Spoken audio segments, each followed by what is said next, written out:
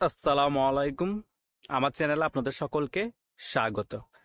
এই বাটপার পেনিস ভট্টাচার্য বাংলাদেশে যে ইসরায়েল বিরোধী আন্দোলন হয়েছে এবং সারা বিশ্বে ইসরায়েল বিরোধী আন্দোলন হয়েছে, সে ইসরায়েলের বিপক্ষে কোনো টু শব্দ আলোচনা করেনি এবং ইসরায়েলের বিরুদ্ধে হয়ে কোনো প্রতিবাদ করেনি, ফিলিস্তিনের পক্ষ হয়ে কোনো কথা বলেনি। কেন বলেনি জানেন? সে হচ্ছে একজন ইসরায়েলি দালাল। সে ইসরায়েলের কোম্পানিতে চাকরি করে। ইসরায়েলের বিরুদ্ধে কথা বলে তোমার সেই কোম্পানিতে চাকরি থাকবে না, আর ইসরায়েলিদের দালালি করো যে পেমেন্ট বন্ধ হয়ে যাবে। আর তুমি আছো মির্জা আব্বাস নিয়ে পড়ে আছো। মির্জা আব্বাসকে নিয়ে এত ভয় কেন?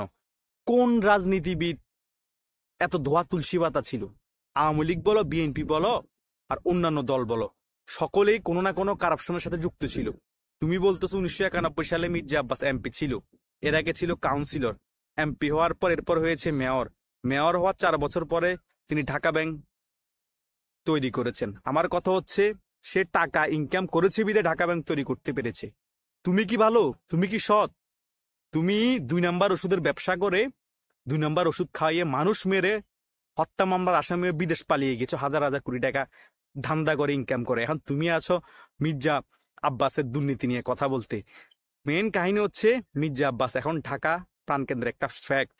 সে যে জঙ্গি বাহিনী আছে তার, সে জঙ্গি বাহিনীকে ঢাকার মধ্যে ইস্টাবলিশ করতে যাচ্ছে। মির্জা আব্বাসরা যতক্ষণ মাঠে আছে ততক্ষণ সে এসব জঙ্গি বাহিনীকে প্রতিষ্ঠা করতে পারবে না।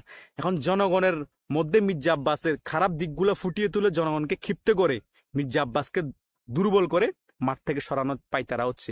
এটাই হচ্ছে পিনাকির মাস্টার প্ল্যান। পিনাকি যে কত বড় মা দার ফাকার, সেটা যারা জানে না তারাই তার পীর হয়। কিন্তু সে যে কত বড় বাটপার, উলঙ্গ হয়ে নারীদের সাথে উল্টাপাল্টা কার্যক্রম করে, নকল ওষুধের ব্যবসা করে, 2 নাম্বার একটা ফ্যাক্টরি ইসরায়েলের এখানে চাকরি করে। এই হচ্ছে পিনাকের আসল চরিত্র। বিভিন্ন জনের ডকুমেন্ট এনে এনে এনে এনে ভিডিওর মাধ্যমে দেখায় ওর বাপ দপ্তরে ছিল, ওর বাপ রুটি বেলতো। আরে বেটা, এগুলো কি খারাপ কিছু? একটা দপ্তরের ছেলে কি এমপি হওয়ার যোগ্যতা রাখে না? মেয়র হওয়ার যোগ্যতা রাখে না? তোর বাপ 14 গোষ্ঠী কি ছিল সেগুলো আসি বল না, যে আমার বাপের বাপে ছিল, এগুলো আসি মানুষকে বল না। অন্যের গুলা বাইর করস। এই ইন্ডিয়ার মোদিকে নিয়ে তোরা বলো চায়ালা, একটা চায়ালা এখন ইন্ডিয়ার প্রধানমন্ত্রী। পাশের দেশের উদাহরণ দেখলেই তো বুঝোস, মানুষের টাকা হঠাৎ করে আসতেই পারে, কে আঙুল ফুলে কলা গাছ হতেই পারে। রাজনীতি করলে খুব তাড়াতাড়ি টাকা কামানো যায়, এমপি মেয়র হলে। এটা স্বাভাবিক।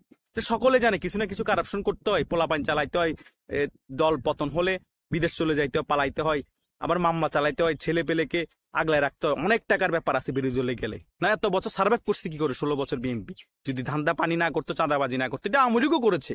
সকলেই করতো রাজনীতি করতে হলে দলটাকে বাঁচানোর জন্য। 80% থাকে অসৎ রাজনীতির বিদের মধ্যে, খানদানি পয়সালা 20% থাকে, তারা নিজের খানদানি পয়সা দিয়ে রাজনীতি করে। সকলের পক্ষ তার সম্ভব হয় না। তো এসব বাটপারি কথা বাদ দিয়ে ভালো হয়ে যাও মাসুদ। তুমি পেনিস ভট্টাচার্য ভালো হয়ে যাও। কিছুদিন আগে পেনিসের অপারেশন করাইছিল না? এখন মুখের অপারেশন করো। অপারেশন করানো ছাড়া তোমার উপায় নেই। তুমি যেভাবে অধিকারে উল্টাপাল্টা কথা শুরু করে দিয়েছো সকলের নামে, ফ্রান্সের মধ্যে তুমি তোমাকে জায়গা বরাবর পাইনি। বিএনপি আওয়ামী লীগ ভালো মতো জয় বাংলা করে দিবে।